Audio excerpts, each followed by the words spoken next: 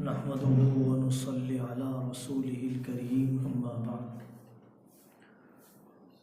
अऊज़ु बिल्लाहि मिनश शैतानिर रजीम। बिस्मिल्लाहिर रहमानिर रहीम। इदफ़ा बिल्लती हिया अहसन। सदक़ल्लाहुल अज़ीम। आज की मजलिस में 5 सवालात हैं। एक अहम सवाल जो एक दोस्त ने किया है कि इस्लामोफोबिया से फ़ाइट करने का तरीक़ा क्या है, इस्लाम दुश्मनी या इस्लाम के ख़िलाफ़ अफवाहें या मुसलमानों के बारे में मुनाफरत का माहौल हर ज़माने में कुछ लोगों ने कोशिशें की है, अब भी करते हैं। इसका सबसे पहला हल, सबसे पहला तरीक़ा मुकाबले का ये है कि हम हकीकी मुसलमान बन जाएं। चलता फिरता हल, चलता फिरता मीडिया हकीकी और मौसर जवाब आपकी अमली ज़िंदगी है। आपकी बेटियां सही पर्दे को अपनी ज़िंदगी में अप्लाई करें तो पर्दे से मुताल्लिक़ एतराज़ात के जवाबात मिल जाएंगे। आप सही पड़ोसी बनकर बताइए, मोहल्ले में प्रोपेगेंडे की हवा निकल जाएगी। आप अमानतदार एम्प्लॉय बन के बताइए। आप अपनी शादियों को आसान करके बताइए। आप अपनी तिजारत को इंटरेस्ट के बगैर चलाकर बताइए। आप अपनी ख़ानदानी ज़िंदगी में मोहब्बत और अपनाइयत का रंग बताइए। लोग राल टपका कर आपके पास आएंगे। इस्लामोफोबिया का सबसे पहला मुकाबला हमारी अमली ज़िंदगी है।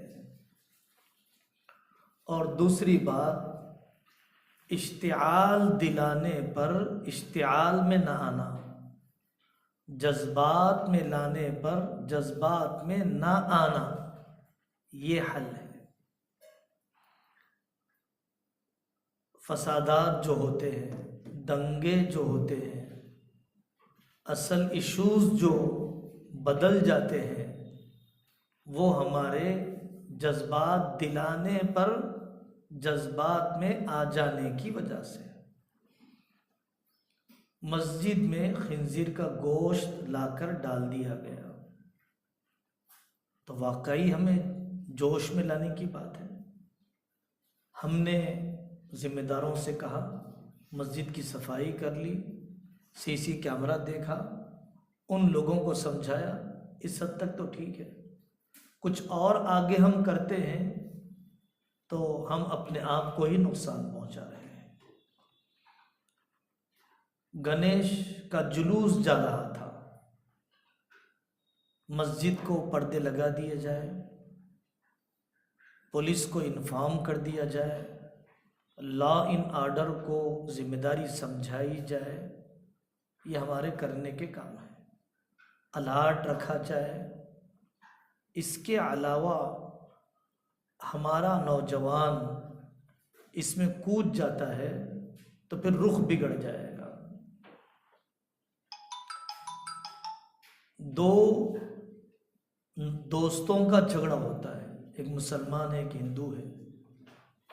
पूरे दंगे की तारीख यही है कि दो आदमियों का ज़ाती झगड़ा, दो मज़हब वालों का झगड़ा बन जाता है। मीलाद का जुलूस जा रहा था, किसी ने छेड़ दिया। गणेश का जुलूस जा रहा था, किसी ने बदतमीजी कर दी। गणेश का जुलूस जा रहा था, उसने मुसलमान की दुकान को छेड़ा। मीलाद का जुलूस जा रहा था, प्री प्लान होकर एक मुसलमान ने हिंदू की दुकान को छेड़ा, उसके बाद जो होना था वो हुआ। इस्लामोफोबिया का मुकाबला दूसरा तरीका है जज्बात में लाने पर जज्बात में ना आना, इश्तिआल दिलाने पर इश्तिआल में ना आना।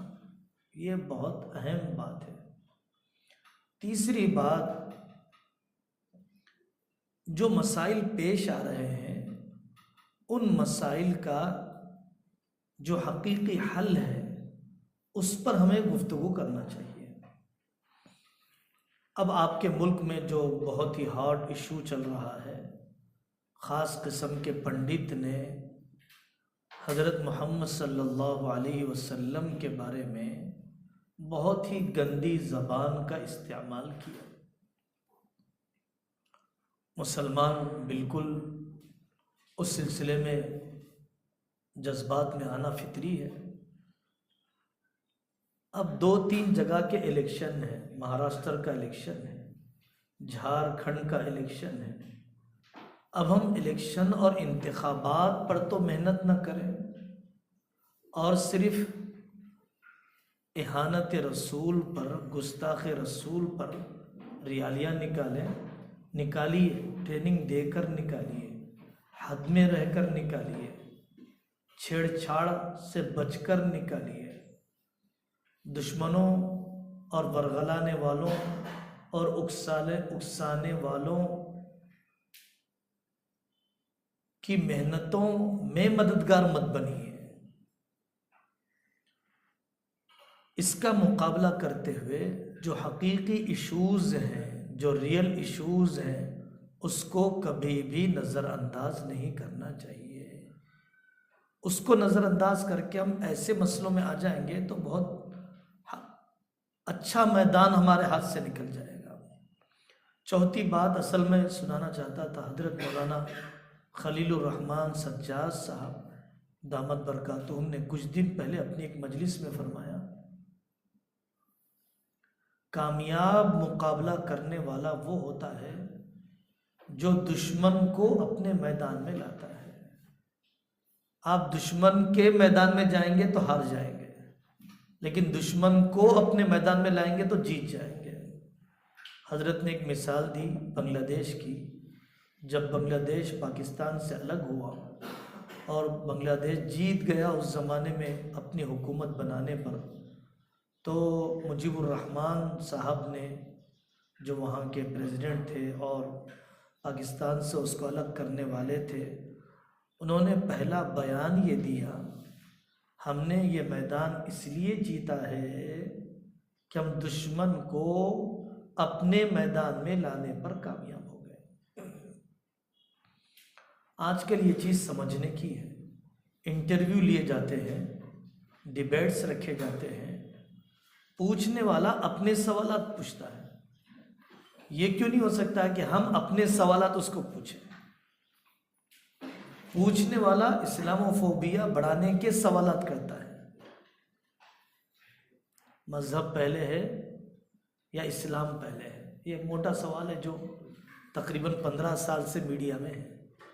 आप पहले मुसलमान हैं या आप पहले हिंदुस्तानी हैं? ये पुराना सवाल है भाई। अकल बड़ी है या भैंस बड़ी है, सवाल ही गलत है। अकल को कंपेयर नहीं किया जाता भैंस के साथ। मज़हब अलग चीज़ है, शहरियत अलग चीज़ है। आप मुझसे ये पूछिए कि आप हिंदुस्तानी हैं या अमेरिकन हैं, आप हिंदुस्तानी हैं या बांग्लादेशी हैं, पाकिस्तानी भी आप हिंदुस्तानी हैं या कुछ और हैं, पूछिए आप हिंदुस्तानी हैं या मुसलमान हैं। तो ये एक पहलू बात को मैं समेट देना चाहता हूँ और इसका जवाब पूरा कर देना चाहता हूँ कि हमें चाहिए कि दुश्मन को हम अपने मैदान में लाएं, उसके मैदान में अपने आप को न उलझाएं। ट्रिपल तलाक पर आप बात कर रहे हैं, पहले आप बताइए ना, एक खुदा है या 1 करोड़ खुदा है? आप बताइए पहले। आप बात करना चाहते हैं औरतों को मीरास का हिस्सा आधा दिया जाता है, मर्दों को एक दिया जाता है। इस्लाम ने बहुत जुल्म किया है, ठीक है, बहुत जुल्म किया है, ज़रूर जुल्म किया है। आप बताइए मीरास तकसीम करने का उसूल क्या है? आप जो बताएंगे मैं वही अप्लाई कर दूंगा, अल्टरनेट आप दे दीजिए मुझे।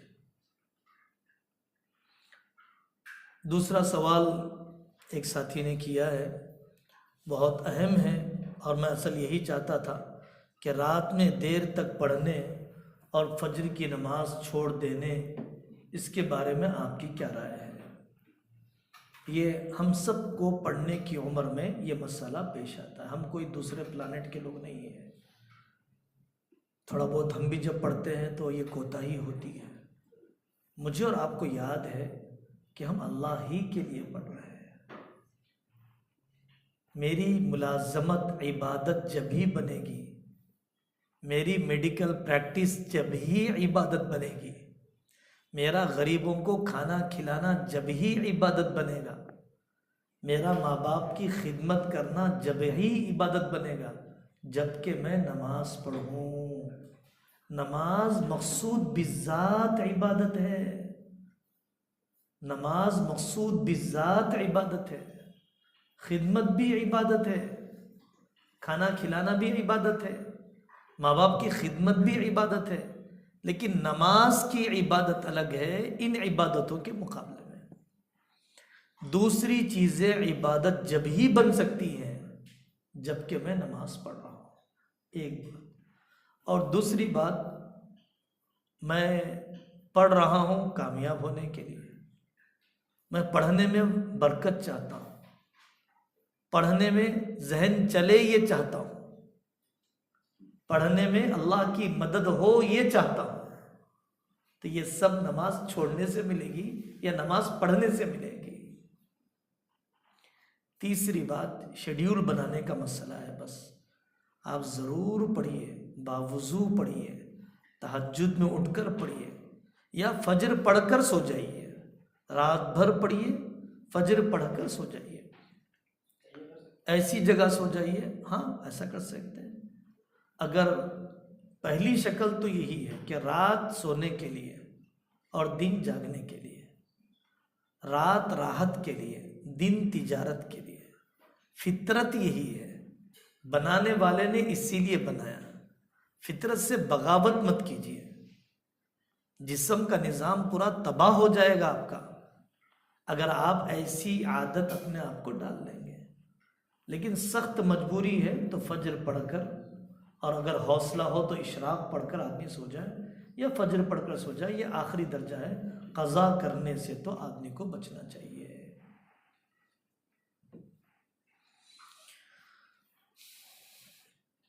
फ़र्ज़ नमाज छोड़ने के बारे में अल्लाह जल्ल जलालुहु अम्मा नवालुहु ने और रसूलुल्लाह सल्लल्लाहु अलैहि वसल्लम ने क्या हुक्म दिया है? क्या वो काफिर हो जाता है? देखिए, काफिर तो नहीं हो जाता है, कुफ्रिया अमल ज़रूर है, गुनाह कबीरा है, बड़े गुनाहों में से एक गुनाह है। अल्लाह के हुकूक में सबसे बड़ा हक नमाज की अदायगी है। ये कैसा दिल है जिसमें चाहत पैदा नहीं होती है नमाज के वक्त में माथा टेकने की, एक फ़ोन छोड़ने की हिम्मत नहीं होती, एक कॉल छोड़ने की हिम्मत नहीं होती, एक मैसेज का जवाब दिए बगैर नहीं रहा जाता, नमाज के बगैर कैसे रहा जाता है?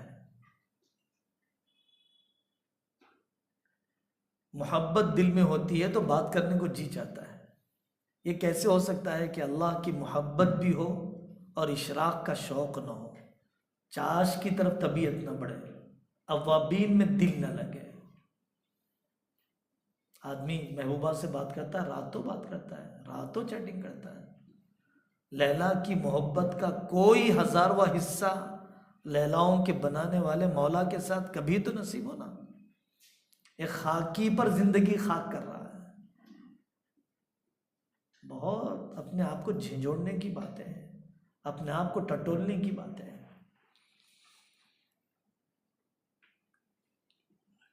जी,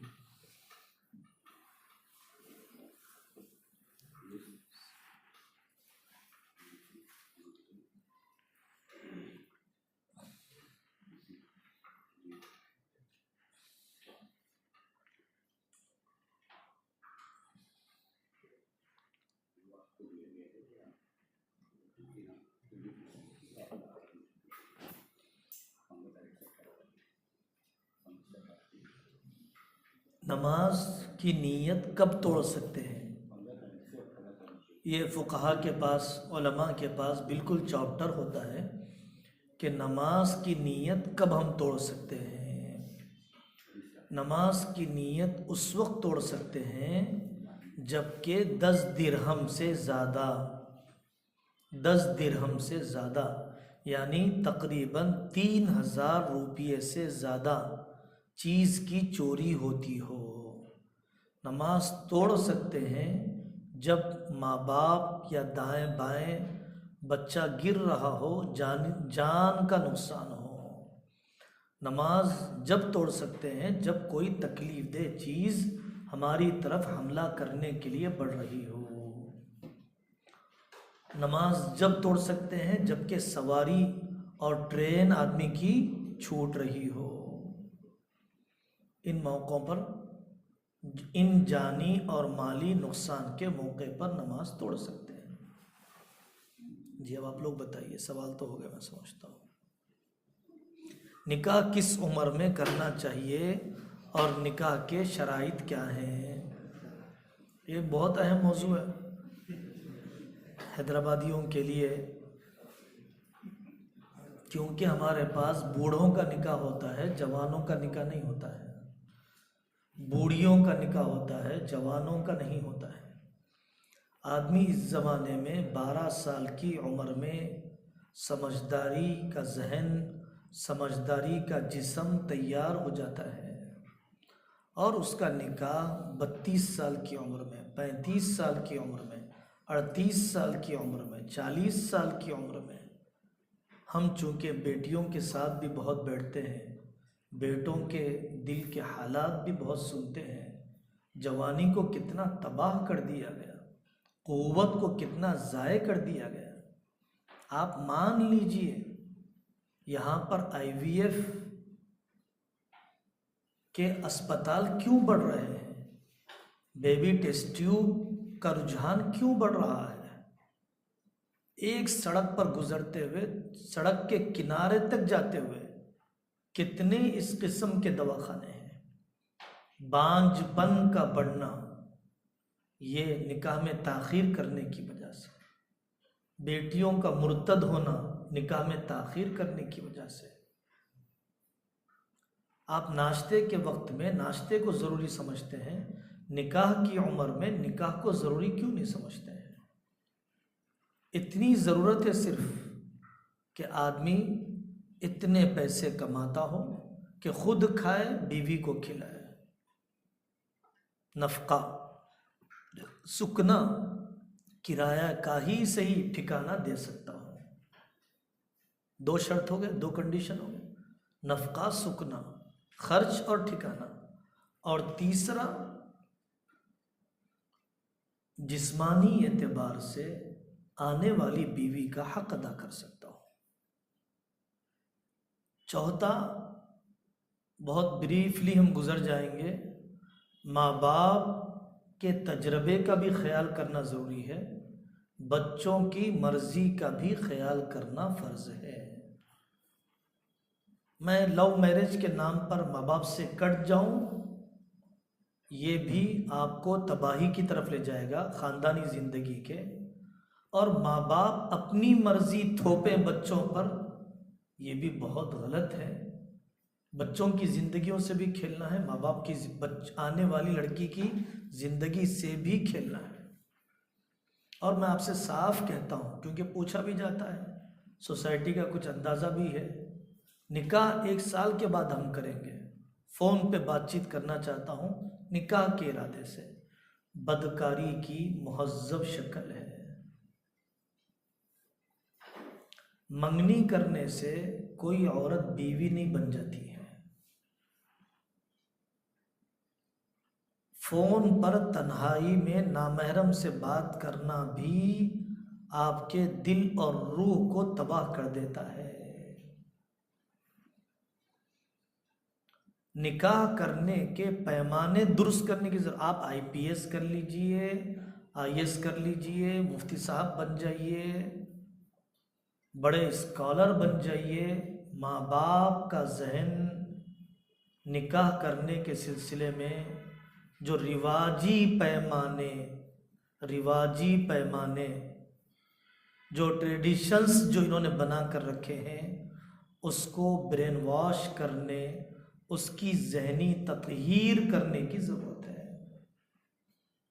अजीब हिमाकतें हैं।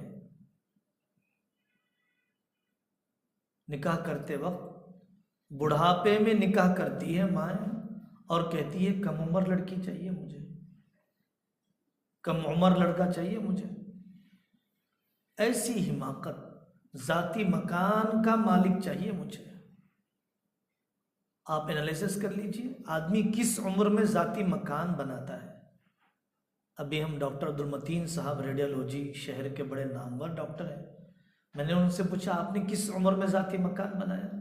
कहा 45 साल की उम्र में। रेडियोलॉजी 45 साल की उम्र में। और आप मुझसे 24 साल की उम्र में कहते हैं कि मैं जाती मकान का मालिक बन जाऊं। तो आप लड़के को तलाश कर रहे हैं या बूढ़े को तलाश कर रहे हैं? आप डिग्रियां चाहिए मुझे, अच्छी पढ़ी लिखी बच्ची चाहिए, अच्छी पढ़ी लिखी चाहिए घर में काम करने के साथ। तो जो बहुत अच्छी पढ़ी हुई होगी तो सास की खिदमत करना उसने कभी सीखा होगा।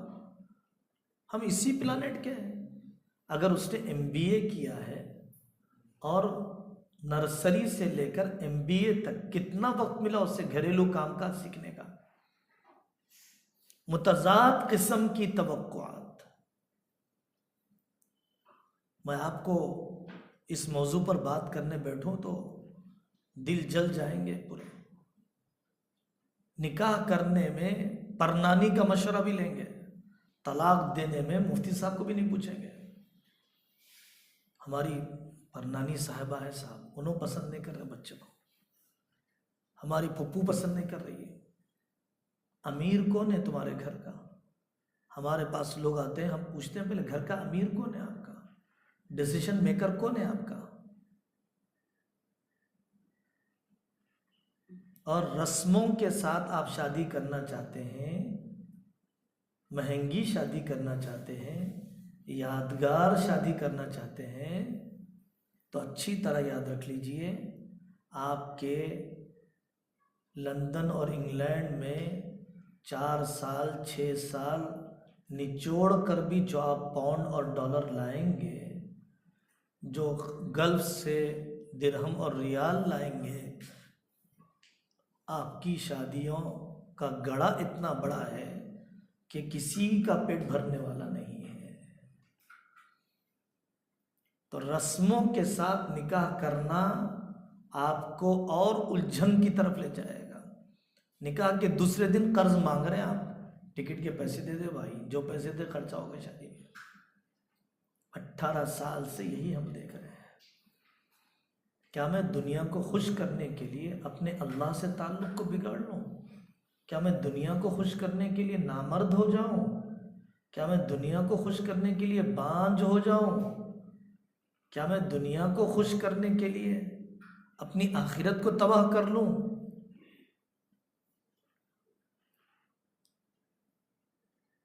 और जब यही लड़के की उम्र 35 साल हो जाती है, यही लड़के की उम्र जब 36 साल हो जाती है, इसी लड़की की उम्र, तो जिन्होंने रिश्ते रिजेक्ट किए थे ना, हम उनको पूछते हैं आप कर लीजिए इस लड़की से शादी। कहा कि नहीं बहुत उम्र है, इससे नहीं करना चाह रहे हो। तो आपने तो रिजेक्ट किया था ना, आपने ही तो कहा था कि ये रिश्ता नहीं चाहिए, ये रिश्ता नहीं चाहिए, ये रिश्ता नहीं चाहिए। आपने कहा था ना खुला ले लो बेटा, आपने कहा था ना तलाक दे दो, तलाक ले लो। अब आप दीजिए ना अपनी बेटी, दीजिए ना अपना बेटा। कोई जिम्मेदाराना राय देने वाला नहीं है, कोई जिम्मेदारी के साथ राय देने वाला नहीं है। हम बैठकों में रहते हैं तो लोगों से पूछते हैं आप कह रहे हैं ना तलाक देने के लिए, आप दूसरा रिश्ता कराने की जिम्मेदारी ले रहे हैं आप? ऐसे जालिम समाज के हवाले अगर आप हो जाते हैं तो आपकी दुनिया और आखिरत तबाह हो जाएगी, तिजारत मुलाजमत तब सब तबाह हो जाएगी।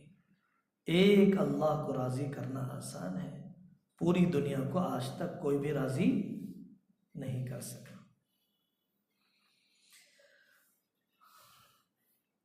अल्लाह आपका निकाह तो वक्त पर करा दे। जी सर, अब पूरे काबिल है आजीज पढ़ाए जाने के। जी, और कुछ है तो बताइए, मुझे आगे बढ़ना।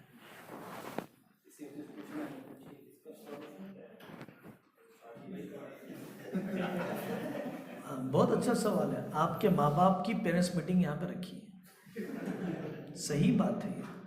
हमारे पास, हम पहले लड़के की काउंसलिंग करते थे, शादी के 20 क्लासेस है, वीडियो ऑडियो रिकॉर्डिंग सब।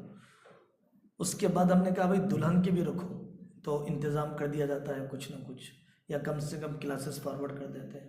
आज हम साफ कहते हैं दोनों समधियों दोनों समधनों को लाओ, घंटा 2 घंटे हम बैठेंगे। अगर आप हकीकी हल चाहते हैं अपने माँ बाप को यहाँ पर लाइए, और जो बात मैंने आपसे की है इससे ज़्यादा आपके माँ बाप से करने की ज़रूरत है। यही देख कर लाती है बहू को, और वही लड़ती है और कहती भी है कि तू ऐसी सूरत वाली है। तो कहा शादी से पहले देखा नहीं था तुमने? शायद ही कोई सास है जो ये बोल नहीं बोलती है। जी, बहुत अच्छा सवाल था। और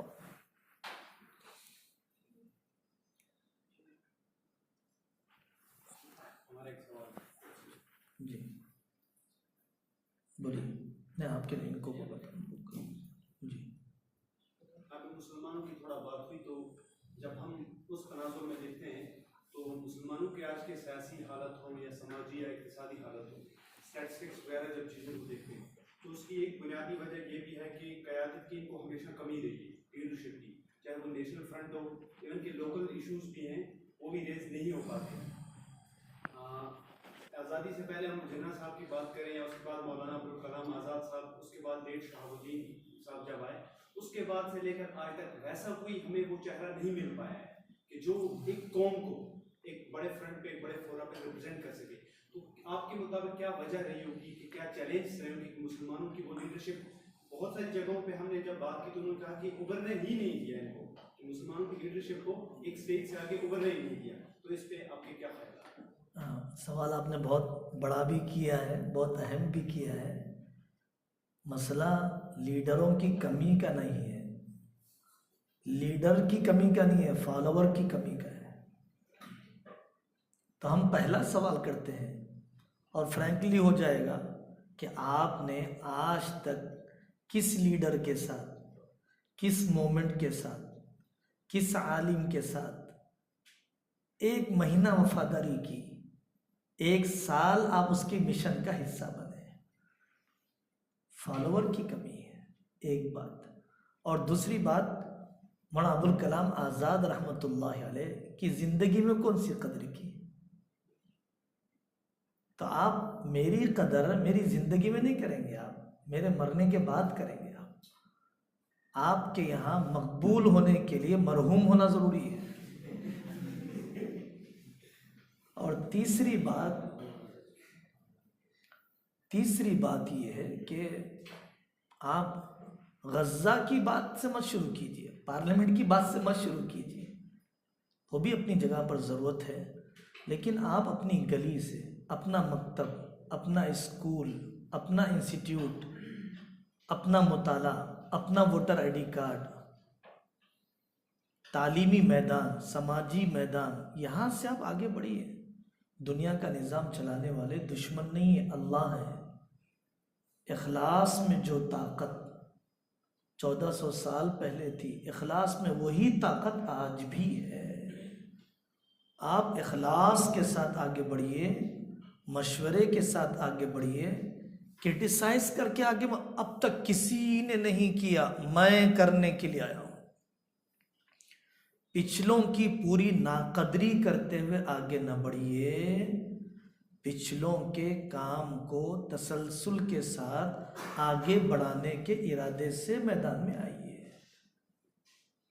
मैं पुरानों के काम को कंटिन्यू बढ़ा रहा हूँ, मैं उनकी कब्र पर खड़ा हुआ हूँ, मैं उनकी कुर्बानियों के नतीजे में यहाँ बैठा हुआ हूँ। लतीफ़ साहब ने इंजीनियरिंग किया, लतीफ़ साहब ने स्कूल कायम किए, फिर अल्लाह ने मौका दिया IPS के तलबा, IAS के तलबा की खिदमत का, उन्होंने इतना किया तो मुझे बेतकल्लुफ आकर बैठने का मौका मिला। तो ये पिछली मेहनतों का नतीजा है, ये मेरा अपना सिर्फ यहां से शुरू होने वाला कमाल नहीं है। तो जरूर आपके लिए मैदान खुले हुए हैं, और जितनी कमियां आप कौम में निकाल रहे हैं और कौम में कमियां हैं, उससे ज़्यादा कमी मेरे अंदर है कि जैसे निभा कर लेकर चलना चाहिए वैसे मैं निभा कर लेके नहीं चल पाता हूँ। और आखिरी बात यह है कि रेवोल्यूशन और इनकलाब लाना क्या एक इलेक्शन में हो जाएगा? क्या 2 इलेक्शन में हो जाएगा? क्या जंग आज़ादी 1-5 साल में जीत गया? 2-5 साल में जीत गया? किसी ने भी किसी कौम पर मेहनत की है तो क्या 1-5 साल 2-5 साल में पूरी कौम उभर कर आ गई? नेल्सन मंडेला और जितने भी दुनिया में आज़ादी की तहरीक या कौम के लिए मेहनत करने वाले लोग आए, उन्होंने कितने 100 साल मेहनत की है, कितनी दहाइयाँ मेहनत की है। रेवोल्यूशन के लिए कई जनरेशन गुजर जाते हैं मेहनत करते हुए, जब तसलसल और मंसूबा बंदी के साथ हो। आप आज नींद से उठेंगे, आज कौम के मसले पड़ेंगे, कल आप खिलाफ में तकरीर करने लग जाएंगे कि मेरी कौम पर कोई हाथ रखने वाला नहीं है। इस तरह से तो कभी भी नहीं होता है। और एक पहलू ये याद रखने का है कि यकीन होना चाहिए मेरा अल्लाह मेरी एक आह को भी ज़ाय नहीं कर रहा है, मेरे एक दर्द को भी फिक्र के ज़ाय नहीं कर रहा है। अल्लाह की ज़ात पर यकीन के साथ आगे बढ़ना चाहिए। और आखिरी बात, लीडरशिप का मतलब हमारे जहनों में पॉलिटिक्स है। मैं एक गांव में हूं, 40 साल से एक गांव का ईमान संभाला हुआ हूं। ये लीडरशिप नहीं है, नहीं है। मैं एक गुलाम मोहम्मद वस्तानवी हूं। 130 मदरसे हैं, 80 स्कूल हैं, 3 मेडिकल कॉलेज है, 7000 मस्जिदें हैं, हजारों मैंने चिराग रोशन कर दिए घरों में। ये लीडरशिप नहीं है। मैं सफा बैतुल माल हूं, मैं मुल्क भर में काम करता हूं, जबरदस्त काम करता हूं। कई बेवाओं के वजीफे, कई यतीमों की खिदमत, कई ओल्ड एज होम की खिदमत, क्या लीडरशिप नहीं है? मैं एक मदरसे में 50 साल से बुखारी पढ़ाता हूं। हर साल 300 बच्चे मेरे पास आलिम बनते हैं, 50 साल से, बहुत कम तनख्वाह पर, बहुत सादगी के साथ। क्या लीडरशिप नहीं है?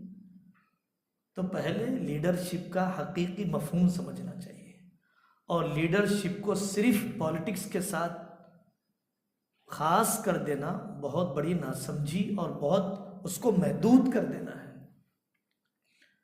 हज़रत रसूलुल्लाह सल्लल्लाहु अलैहि वसल्लम की लीडरशिप, आजकल ये लफ्ज़ बहुत बड़ा, बहुत ज़्यादा बोला जाता है।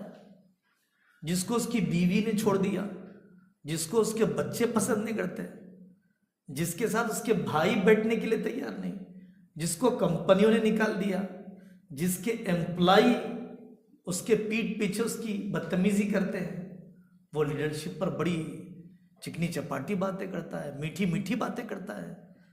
तो लीडरशिप की लफ्ज़ी लीडरशिप नहीं है। आपकी प्रैक्टिकल लाइफ में वो क़यादत, वो मरजाइयत, वो अपनाइयत, वो महबूबियत लीडरशिप है। बिहार में बड़ा मिन्नतुल्लाह रहमानी है, 3 स्टेट्स में एक एक गांव में दारुल क़ज़ा कायम कर दिया। मुसलमान कंट्रियों में नहीं है जितना उन्होंने बिहार, झारखंड, उड़ीसा, बंगाल में कर दिया। क्या लीडरशिप नहीं है? मौलाना इलियास साहब रहमतुल्लाह अलैह, आज दुनिया का कौन सा मुल्क है जहां पर तबलीगी जमात काम न करती हो? ऑफिस के बगैर, बैतुल माल के बगैर, अकाउंट्स के बगैर चकाचौंध के बगैर, मीडिया के बगैर, ये क्या हैरत अंगेज लीडरशिप नहीं है? तो लीडरशिप के हकीकी मफहूम को भी समझना चाहिए और बिल्कुल आपके लिए रास्ते खुले हुए हैं। हम लोग असल अपना ज़ाती मुताला कम है, हम सोशल मीडिया का खिलौना है। हमारी जो मेंटालिटी और हमारी जहनीत जो तैयार हो रही है वो अपने ज़ाती और सेल्फ स्टडीज से तैयार नहीं हो रही है। व्हाट्सअप हमारा जहनो दिमाग के किबले को तय कर रहा है और आपके व्हाट्सएप और सोशल मीडिया की दुनिया शिकायत से भरी हुई है शुक्र के मुकाबले में,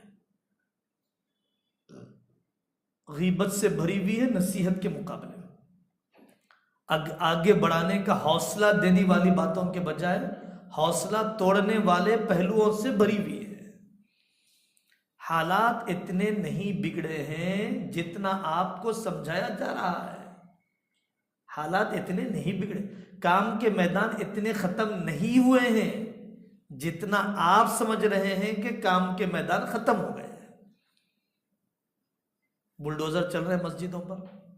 अभी भी हरियाणा में, पंजाब में, दिल्ली में, हैदराबाद में दाएं बाएं 50 मस्जिदें हैं। आप नमाज पढ़ना शुरू कीजिए ना। आबाद मस्जिद में फजर नसीब नहीं है, आप दूर जाकर क्या बात करके आएंगे? अल्लाह का ज़ाब्ता ये है, अल्लाह का ज़ाब्ता ये है कि जितना रास्ता खुला होता है, जब बंदा चल लेता है तो जो रास्ता बंद है अल्लाह उसे खोल देते हैं। तो जितना रास्ता खुला है, जब मैं चल नहीं रहा हूं तो जो रास्ता बंद है अल्लाह उसे कैसे खोलेंगे? अपने बड़ों के बारे में जो बहुत ज़्यादा बदगुमानी, अपने बड़ों के बारे में बहुत ज़्यादा नाकदरी, उनको वो जो काम करना चाहिए था उन्होंने नहीं किया। उस वक्त का मैदान क्या था, चैलेंजेस क्या थे, हमले किधर से थे, किसको तरजीह देना था, वो ज़्यादा जानते थे। मैं आज 50 साल के बाद इस उम्र में मैं कैसे फैसला कर सकता हूं कि उन्होंने जो करना चाहिए था वो नहीं किया? आप एक मोहम्मद अली जौहर की जिंदगी पढ़ के बताइए, आप एक मौलाना अबुल कलाम आजाद जिंदगी की पढ़ के बताइए। बीवी मरते हुए इंतजार करती रही, जुलेखा ताज दुल्हन रहमतुल्लाहि अलैहा, कि मुझे आखिरी दीदार अपने शोहर का नसीब हो जाए, लेकिन ज़ियारत नसीब नहीं हुई, जेल में थे और उनका इंतकाल हो गया। आप उन कुर्बानियों का एक दिन तो लाइए ना। कितनी जल्दी जबान खोल दिया आपने। काजी मुजाहिदुल इस्लाम साहब ने जो किया, हजरत अली मियां नदवी रहमतुल्लाहि अलैह ने जो किया, जबरदस्त काम किया है। तो हमें उनकी जिंदगियां पढ़नी चाहिए। जब कुर्बानियों का अंदाजा होगा तो हमारे दिल में कदर आएगी। और आखिरी बात, उनकी मेहनतें बेनतीजा गई, ये कैसे कहा जा सकता है? मुर्सी साहब की मेहनतें बेनतीजा गई, कैसे कहा जा सकता है? क्या नतीजे के लिए दुनिया ही है, आखिरत नहीं है? क्या ताइफ की मेहनत बेनतीजा गई, ये कहेंगे हम? कामयाबी ये नहीं है कि हम जीत गए, ये जाहिरी कामयाबी है। गज्जा 1 साल से हार के भी जीता है। हजरत हुसैन रदी अल्लाह अन्हु शहीद होकर भी जीते हैं, और यजीद जाहिरी तौर पर जीत कर भी हार चुका था। असल पैमाना गलबा नहीं है, उसूल है। उसूल पर मरने वाला भी जीतता है, उसूल को छोड़ने वाला जीत भी जाए तो हार चुका है। इखलास असल है। तो आप जाहिरी कामयाबी पर कामयाबी और नाकामी का फैसला मत कीजिए, शिकस्त और फतह पर कामयाबी नाकामी का फैसला मत कीजिए। आप उसूल पर फैसला कीजिए, इखलास पर फैसला कीजिए। जी, बाज नबियों के पीछे क़यामत के दिन एक भी शख्स नहीं होगा। यानी उनके हाथ पर एक नबी, एक शख्स भी ईमान नहीं लाया, तो क्या वो नबी अपनी दावत में नाकाम हो गए?